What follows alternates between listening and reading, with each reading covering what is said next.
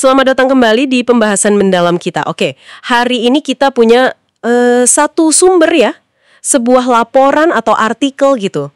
Ini menyoroti beberapa momen, bisa dibilang, tak terduga yang melibatkan Donald Trump waktu di PBB.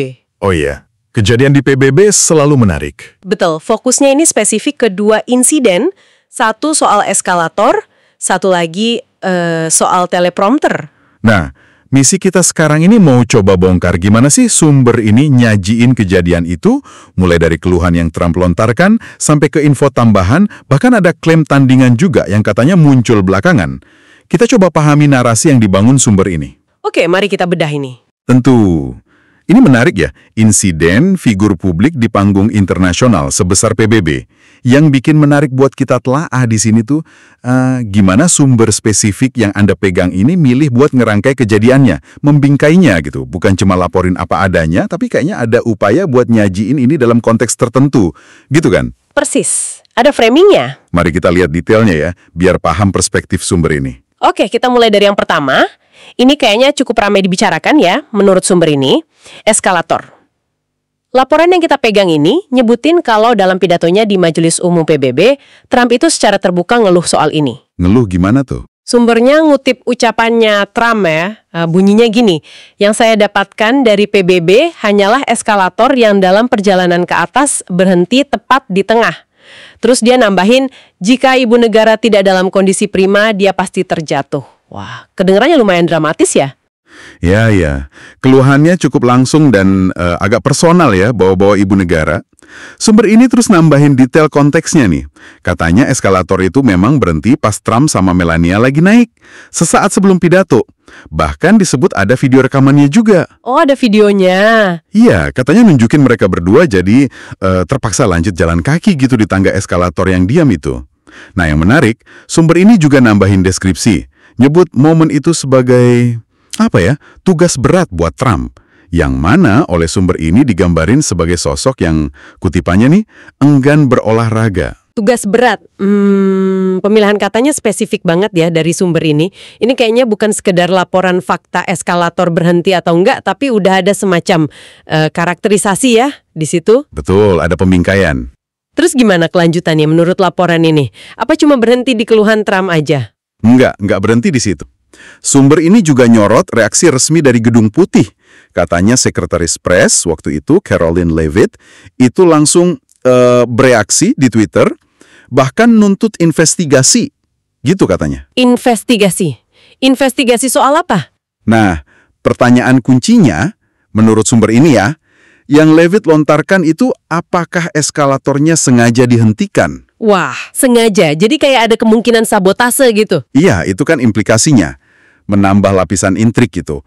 Seolah-olah ada kemungkinan, ya itu tadi, sabotase. Jadi ada keluhan dari Trump, terus ada tuntutan investigasi dari Gedung Putih yang nunjuk ke arah kesengajaan. Tapi sumber ini ngasih sudut pandang lain nggak? Nah, persis. Disinilah sumber yang kita bahas ini nyajiin narasi tandingan. Sumber kita ini ngutip laporan lain. Katanya dari The Daily Beast. Yang konon katanya nih ngobrol sama seseorang yang familiar dengan situasi. Gitu istilahnya. Oh, ada sumber anonim lagi. Terus katanya apa? Nah, menurut versi ini, penyebab eskalator berhenti itu, justru beda banget. Dikatakan kalau seseorang dalam rombongan presiden sendiri, gitu ya. Dari rombongan Trump sendiri? Ya, yang secara tidak sengaja menekan tombol berhenti darurat di eskalator itu. Wah, serius? Jadi bukan disabotase PBB, tapi... Tapi kesalahan internal yang nggak disengaja. Begitu klaim yang dikutip sumber kita ini. Itu, plot twist yang signifikan banget ya kalau benar. Kontrasnya tajam sekali nih. Tepat sekali. Dan kontras inilah yang kayaknya mau ditonjolkan sama sumber yang kita analisis. Di satu sisi, ada keluhan publik. Ada tuntutan investigasi ke PBB. Di sisi lain, ada klaim dari pihak ketiga lewat The Daily Beast, menurut sumber kita yang nunjuk ke kesalahan internal rombongan Trump. Jadi sumber ini kayak nyantingin dua versi cerita gitu ya? Betul. Membiarkan kontrasnya yang bicara. Ini bukan cuma laporan kejadian, tapi penyajian dua versi cerita yang, bertolak belakang soal insiden yang sama. Oke. Itu baru soal eskalator. Menarik banget kontrasnya. Sumber ini kan tadi katanya juga nyebut ada masalah kedua ya, yang terjadi hampir barengan. Iya, betul. Soal teleprompter pas pidato. Gimana sumber ini ngelaporinnya? Benar, masih di pidato yang sama di Majelis Umum PBB, sumber ini ngelaporin kalau Trump lagi-lagi ngeluh. Kali ini soal teleprompter. Dia dikutip bilang, kurang lebih, dan saya tidak keberatan menyampaikan pidato ini tanpa teleprompter, karena teleprompter tidak berfungsi. Gitu. Oke. Sumber ini juga nyatet ucapan Trump yang kayak ada nada ancamannya gitu. Saya hanya bisa mengatakan bahwa siapapun yang mengoperasikan teleprompter ini akan mendapat masalah besar. Wah, lagi-lagi keluhan ke pihak penyelenggara ya, ke PBB soal fasilitas teknis, dan kedengarannya cukup frustrasi ya dia di situ. Betul, sumber ini bahkan ngegarisbawahi gimana Trump di akhir pidatonya nyimpulin pengalamannya hari itu. Dia nyebut kedua insiden ini barengan. Kutipannya menurut sumber, ini adalah dua hal yang saya dapatkan dari PBB, eskalator yang buruk dan teleprompter yang buruk. Terima kasih banyak. Jadi eksplisit banget ya, dia nyalahin PBB buat dua-duanya, eskalator dan teleprompter. Iya, mengaitkan keduanya dan menyalahkan PBB. Nah, disinilah jadi sangat menarik kan, apakah sumber ini kayak kasus eskalator tadi, ngasih versi cerita yang beda juga soal teleprompter ini? Anda udah bisa nebak kayaknya. Sumber yang kita pegang ini, ya, lagi-lagi nyajin info yang kontras sama keluhan Trump. Sekali lagi, ngutip The Daily Beast yang dapat info dari seseorang yang mengetahui situasi. Oke, sumber yang sama lagi, apa infonya kali ini? Sumber ini ngejelasin detail penting soal prosedur di PBB. Katanya nih ya, delegasi yang mau pidato itu sebenarnya diizinkan, bahkan mungkin diharapkan ya, buat membawa laptop dan operator teleprompter mereka sendiri. Oh, tunggu dulu, bawa sendiri. Itu info krusial banget. Iya kan? Kalau delegasi bawa sistem teleprompter mereka sendiri, terus apa dong implikasinya ke keluhan Trump tadi menurut interpretasi sumber ini ya? Implikasinya yang ditarik sama sumber ini ya jelas banget. Kalau sistem teleprompternya punya delegasi sendiri, berarti kan kegagalan atau masalah di alat itu pas pidato Trump, secara logika ya bukan tanggung jawab PBB. Masuk akal. Jadi tanggung jawab siapa? Iya, menurut alur pikir yang disajiin sumber ini, tanggung jawabnya jatuh ke tim atau staf Trump sendiri dong yang ngoperasiinnya. Jadi sama kayak eskalator tadi dong polanya. Persis.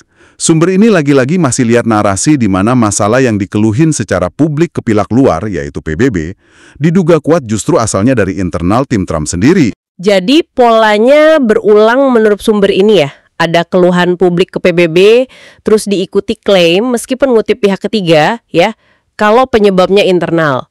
Sumber ini berhenti di situ aja, cuma ngelaporin dua insiden terpisah ini. Atau mereka coba narik benang merah yang lebih gede? Nah, sumber ini nggak berhenti di situ. Mereka secara eksplisit nyoba ngehubungin kedua insiden ini, dan melihatnya bukan sebagai kebetulan teknis semata gitu. Sumber ini ngambil langkah lebih jauh, menginterpretasikannya sebagai sebuah pola perilaku. Pola perilaku? Maksudnya gimana? Mereka nyatain kalau rangkaian kejadian ini yang digambarin sumber ini sebagai menciptakan masalah lalu menyalahkan orang lain, itu dianggap ciri khas. Ciri khas dari gerakan politik yang terkait sama Trump, begitu kata sumber ini. Wow, itu interpretasi yang cukup kuat ya. Jadi sumber ini ngangkat insiden teknis ini jadi kayak semacam studi kasus atau contoh dari sebuah modus operandi politik yang lebih luas. Setidaknya menurut pandangan mereka ya. Tepat. Itu poin pentingnya. Sumber ini pakai dua kejadian teknis yang relatif kecil ini sebagai lensa gitu ya, buat ngeliat atau ngilustrasiin apa yang mereka anggap sebagai pola perilaku politik yang lebih besar. Mereka nggak cuma laporin eskalator macet, teleprompter rusak, gitu aja, tapi ngebangun argumen kalau cara Trump dan timnya, menurut sumber ini ya, merespon kejadian itu dengan keluhan publik, nyalain pihak luar, padahal penyebabnya diduga internal, itu adalah representasi strategi politik tertentu. Jadi ini inti analisisnya ya, melampaui sekedar laporan peristiwa. Betul, ini inti analisis yang coba disajin sumber tersebut. Menarik banget cara sumber ini ngebangun narasinya. Dari detail teknis, ke klaim penyebab internal, terus ke interpretasi pola politik. Nah, selain ngebahas keluhan teknis sama dugaan penyebabnya, sumber ini ada ngomentarin substansi pidato Trump-nya sendiri nggak? Ada. Ya, sumber ini nggak misahin antara insiden teknis sama isi pidatonya. Laporan yang kita bahas ini juga ngasih penilaian yang cukup tajam ya ke pidato Trump di Majelis Umum PBB hari itu. Sumber ini deskripsiin keseluruhan pidatonya sebagai, dan ini kutipan langsung dari mereka nih, subbravado dan hinaan yang kacau. Subbravado dan hinaan yang kacau. Itu deskripsi yang keras banget ya. Keras. Apa sumber ini ngasih contoh konkret buat dukung penilaian sekritis itu? Mereka ngasih setidaknya satu contoh spesifik buat ngegambarin apa maksudnya kacau itu. Sumbernya nyorot momen dalam pidato di mana Trump, di satu sisi, ngaku udah berhasil ngentiin macam-macam perang gitu. Oke. Tapi, hampir dalam nafas yang sama, menurut sumber ini, Trump juga ngebanggain tindakan yang oleh sumber ini disebut serangan ilegal dan mematikan. Serangan ke kapal-kapal di wilayah Karibia. Loh, jadi dia ngaku hentikan perang, tapi bangga menyerang. Nah, kontradiksi inilah yang disajiin sama sumber sebagai bukti dari kekacauan atau inkonsistensi dalam pidato itu. Jadi sumber ini ngelihat ada inkonsistensi internal dalam pesan pidatonya yang dipakai buat dukung karakterisasi kacau tadi. Benar, dan penting buat kita ingat lagi ya, deskripsi subbravado dan hinaan yang kacau ini, sama pemilihan contoh kontradiktifnya, itu interpretasi dan penilaian subjektif dari sumber yang lagi kita bedah ini. Oke, dicatat. Ini versi sumber ini. Mereka nggak cuma laporin fakta pidato terjadi, tapi secara aktif ngebentuk persepsi pembaca soal kualitas dan koherensi pidato itu, lewat bahasa dan contoh yang mereka pilih. Lantas gimana sumber ini ngerangkum keseluruhan peristiwa hari itu? Udah maparin insiden eskalator, teleprompter, klaim penyebab internal, kritik pidato, apa kesimpulan akhirnya? Setelah nyajiin semua elemen itu, insiden teknis, kontras keluhan, sama dugaan penyebab, kritik substansi pidato, sumber ini sampai ke sebuah kesimpulan akhir yang sangat lugas dan nyeluruh ya. Mereka mutup laporannya dengan nyatain kalau secara keseluruhan hari itu adalah hari yang buruk bagi Amerika Serikat. Hari yang buruk bagi Amerika Serikat. Wah, itu kesimpulan yang kuat banget. Ngikat semua elemen negatif yang udah mereka paparin jadi satu penilaian akhir gitu ya. Iya, dan cara sumber ini nyampe ke kesimpulan itu menarik. Mereka nggak lihat insiden teknis sama isi pidato sebagai hal terpisah. Justru disatuin. Kegagalan teknis yang dikeluhkan, yang menurut sumber gara-gara kesalahan internal, itu seolah-olah jadi metafora atau cerminan dari apa yang mereka anggap kekacauan dan kontradiksi dalam isi pidatonya sendiri. Jadi masalah teknis yang dibingkai gara-gara internal dan isi pidato yang dikritik kacau digabung jadi dasar penilaian akhir itu ya? Betul. Gabungan keduanya ini yang jadi dasar buat sumber ini ngelabelin hari itu sebagai hari yang buruk buat negara. Ini kan jadi nimbulin pertanyaan penting ya, soal bagaimana sumber berita atau laporan bisa secara strategis gabungin macam-macam info, teknis, substantif, dugaan latar belakang buat ngebangun sebuah narasi dan penilaian akhir yang kohesif. Dalam kasus ini, penilaian yang sangat negatif. Oke. Cukup jelas alur narasi sumber ini. Mari kita coba rangkum sebentar ya intisarinya. Jadi sumber ini ngelaporin 2 insiden teknis di PBB. Eskalator berhenti, teleprompter masalah. Keduanya dikeluhin secara publik sama Donald Trump, nyalahin PBB. Ya.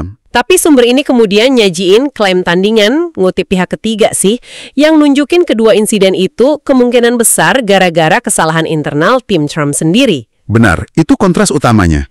Lebih jauh sumber ini nggak cuma laporin, tapi juga interpretasiin ini sebagai bagian dari pola politik lebih besar. Apa tadi? Menciptakan masalah, nyalahin orang lain. Itu interpretasi sumbernya ya. Terakhir, sumber ini juga kritik keras isi pidato Trump. Dibilang kacau, penuh kontradiksi. Terus ngikat semua ini jadi satu kesimpulan. Itu hari yang buruk bagi Amerika Serikat. Jadi, apa artinya semua ini buat Anda? Para pendengar kita. Ini emang bawa kita ke refleksi yang menarik ya.